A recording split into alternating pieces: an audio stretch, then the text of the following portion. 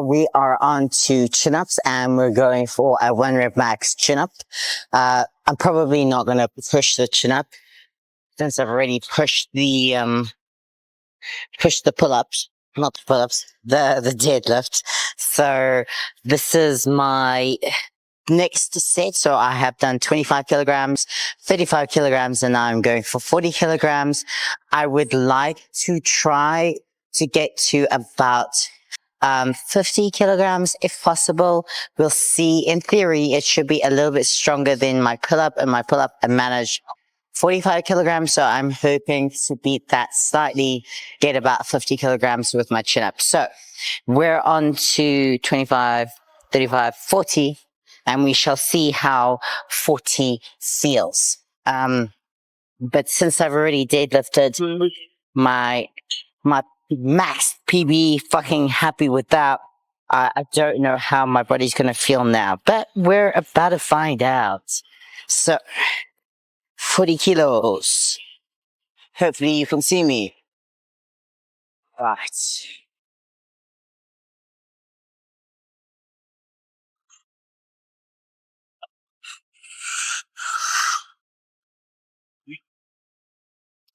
Solid. Right, okay, next up. 45. Yee, we keep on going, baby. I'm probably not going to be stupid and jump stupid numbers. So we'll see how 45 feels. And we go from there. Yee.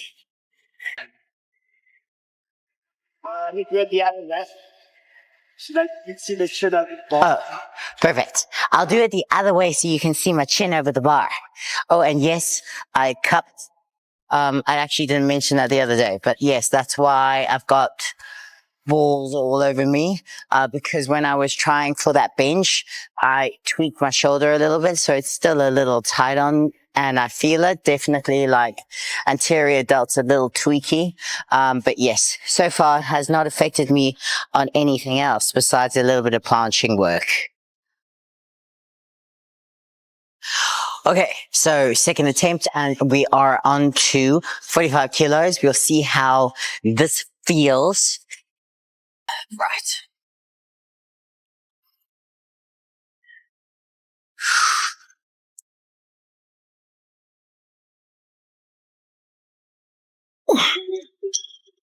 Clear? Okay. General, because this has been a very, very, very, very taxing week. And I didn't have a cheat meal or anything yesterday, but that means more Cocoa Pops tonight. And you know what I got? I got ice cream, vanilla ice cream, and I got Nutella, which I like to melt and then pour it on top, and then like crumble up some cookies and put that on top. Oh, I cannot wait for that. And one thing I have discovered, is I saw this video on YouTube, and it was called or titled like, why Hershey's taste like vomit. And I'd never had Hershey's before. So when we went to America, we bought a shitload of Hershey's, and I can confirm that the American Hershey's does in fact taste like vomit. So I am not a fan of American chocolate. It's bitter, and it really does have that like fermented, lactating, disgusting, vomity tinge to it. It's so gross. And it's something to do with the way that they ferment the milk in the production of making the chocolate. And it's a very acquired American taste that people love. And I can tell you, I do not like it. I like my chocolate sweet, super, super, super sweet, with no aftertaste of vomit included within that. So that is one thing I have discovered. I am not a Hershey's fan. Anyway, that's like bygones. Like that's like, I'm just thinking outside of the box to do with my cheat meal tonight, which I'm looking forward to a lot. But yes, back to that. So that was 45. That was very, very, very grindy. So I'm going to go 47.5 and see how that feels. And probably call it there, because then I've got to do 3x3, and then I've got to do 20 reps on half of that weight. So I got a lot stuff to do today. But yes, I think I'm just living off the endorphins of making that 3 times body weight deadlift. So we keep on going. Okay, so we are on to 47.5, taking small increments this time around. So we'll see how this goes.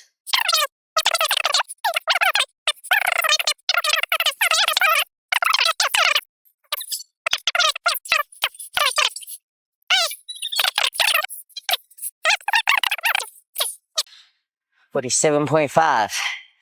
Scream whenever if I get the rep. Okay, come on.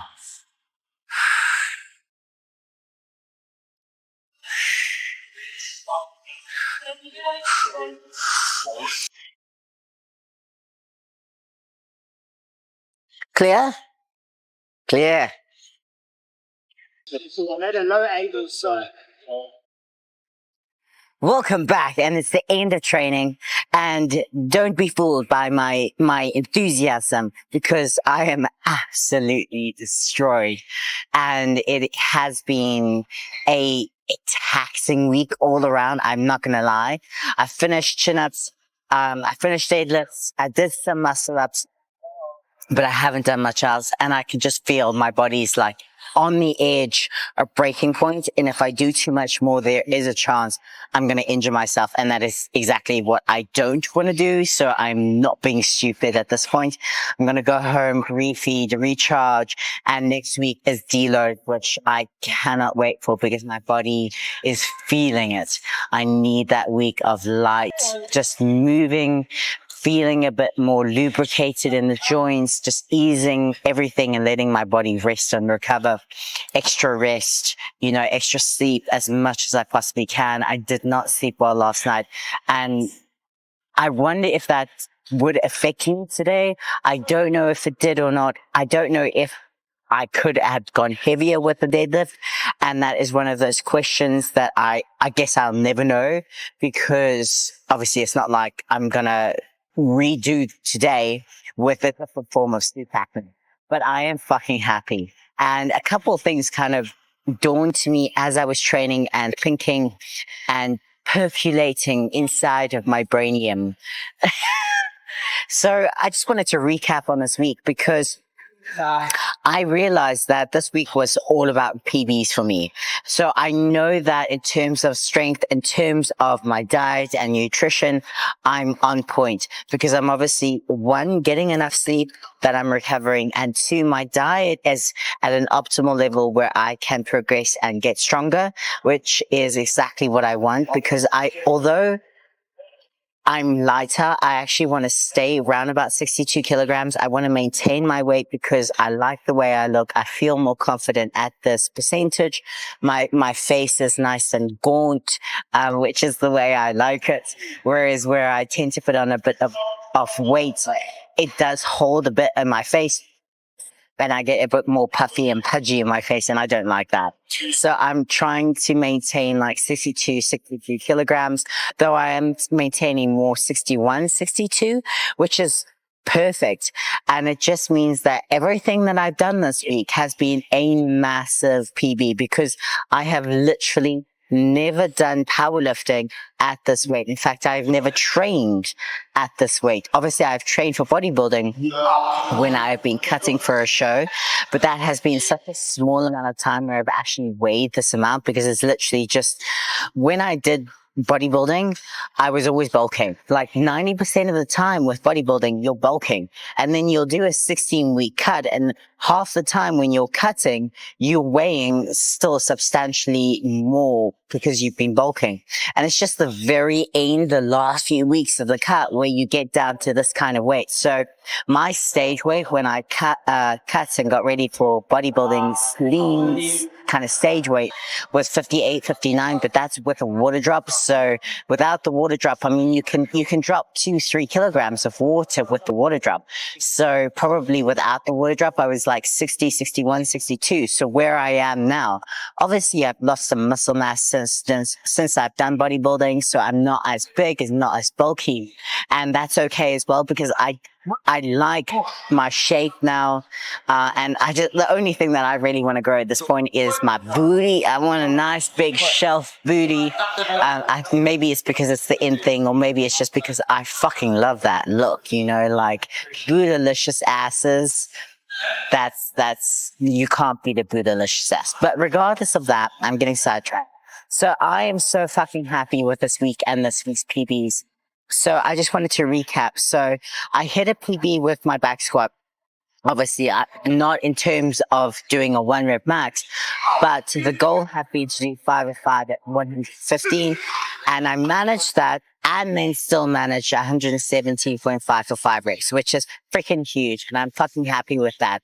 And I'm debating if I do another 5 of 5 series of 6 weeks, another block, just to keep on working on that confidence with the back squat, keep on working on it, because obviously legs and rehabilitating that hamstring is a huge goal for me. So I'm going to think it through over this next week and decide exactly how I'm going to attack the next 6-week block strength phase, because I feel like 6 weeks is just long enough, between 5 and 6 weeks before I deload. It's just long enough for my body to make some progress, get stronger, feel more confident, and then deload obviously from there. So on top of that, in terms of overall numbers, as I said, I've never lifted this amount of weight at this weight. That's like trying to think of how else to phrase it. But yeah, that's exactly it. So I've never been this light, as in 62 kilograms, and lifted this amount of weight. So my bench was 100, and I've got my book here just to make sure I get all these numbers right. My bench was 107.5, which I've never hit at 62. My strict press, that was an all-time PB. Regardless of what weight I've been at, I've never hit 65 kilograms. So that is massive. I think the most I've ever hit is like 61 kilograms. So the fact that I hit 65 kilograms whilst weighing 62 kilograms, that is like monumental in my mind. Like, I have never hit 65 kilograms. It was a fight. It was a grinder, but I fucking hit it, and I want to hit it again. I want to get more confident at the heavy weight. And I know now that I'm heading in the right direction for my strict press. And that's huge. Like, the fact that I literally never hit 65 kilograms at any weight, let alone at 62 kilograms, is massive. I mean, like, I've strict pressed 3 kilograms more than I weigh. And yes, I know men can strict press a hell of a lot more, but for me, that's huge. Then of course, I've never tested out my 1 rep max dip, 1 rep max pull up, 1 rep max chin up. So those are all PBs, but it's kind of like an unknown variable because I've never tested those numbers out. So it's a win in my book, but it's more kind of just knowing where my 1 rep max are for those specific elements. I didn't go in preparing to do those, just those numbers. So it's just like, okay, a rough gauge of where I'm at with those numbers and something to work for moving forward. I don't know if I could have ever have done more than that because I've never tested those out, and those are new movements working towards a 1 rep max. So overall, they're PBs, but they're unknown PBs because I've never tried to do them before. And then of course I did what else did I do? Obviously, I did the deadlift, which I'm fucking happy about. The fact that I hit 3 times body weight. And again, I've never hit 3 times body weight at any weight. Yes, I deadlifted more. Yes, I have, but I've never deadlifted more at this weight at 62 kilograms. So that is fucking monumental. So overall, it has been a massive week. My body is saying, fuck you. I need a refeed. I need a deload, and I need to rest and recover. Probably going to do a lot more cupping. People have asked what I do for recovery. And for me, number one is sleep. Okay, as I said, I'm now going to bed at 7 o'clock. I shit you not when I say I'm going to bed at like 7 o'clock at night because I need the sleep. I need to recover. I get up early. I am a morning person and I like to be active and get everything done in the morning. Throughout the day, I get less and less energy. So I would rather sacrifice some screen time, some relaxation time to get more sleep in so that I can be as active and make as many gains and get stronger in the gym as possible. So sacrificing that screen time and TV time and relaxation time is something that I'm willing to make if it means that I'm stronger and more recovered for gym. So number one, sleep. Don't underestimate it. That's where your natural growth hormone happens. That's where you recover. That's where you grow. That's where you get stronger. So make sure you are nailing your sleep. You know, if you need to take 5-HTP or CBD oil to help you get to sleep, if you've got sleep apnea or something, make sure you get it diagnosed and get a CPAP. Sleep is so crucial. There is a reason that the top athletes like Matt Frazier are giving 10 hours of sleep. You know, they have a fucking special mattress and this and this and this and this and this. You know, they're waking up to light rather than noise because that is better. And so there's so many factors when it comes to sleep. That is my number one reason to recover. Number two is obviously diet. I have I think, figured out exactly where my calories need to be to maintain this body weight while still getting stronger and giving my body enough nutrients and micros to fully recover. And I'll go through my diet completely one of these days. But yes, I feel like I'm at that right point, and obviously I'm having two massive refeeds at the weekend to help me recover even more. Number three is obviously mobility and things like cupping, which I do whenever I feel like really achy. So I'm probably going to cup and just work on mobility. And another thing that I like to do is zone 2, just getting the blood into the muscle, helping it to recover. Blood flow is such a huge factor as well for recovery, and just getting the blood into the muscle, getting that that lactic acid into the muscle. That's one way of really helping with recovery. So that is another thing that I like to do recovery. I don't do ice and I don't do anything that is anti-inflammatory because obviously even though strength is my primary factor, I don't want to mitigate any gains that I can get along the way.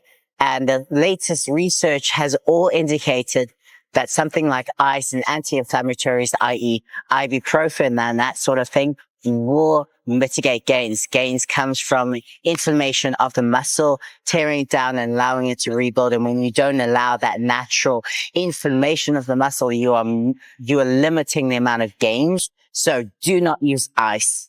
Do not go for ice bath unless you are literally just like CrossFit or sports orientated where performance is everything and you're not worried about aesthetics. So that is another thing that I do and recommend not to do if gains is on the card and something you want to focus on. I think that's enough of me jabbering on for today. I hope you have an amazing evening, night, morning, whatever the fucking time of the day it is. Remember, goals are important. Set them. Make sure they're realistic and let's keep smashing them. I hope you have a kick-ass day and I'm fucking happy with my progress. If you are not following along, if strength is something that you want to, focus on, try out the programming, follow me along, follow my journey and let's kick ass together. Let's keep on making gains, baby.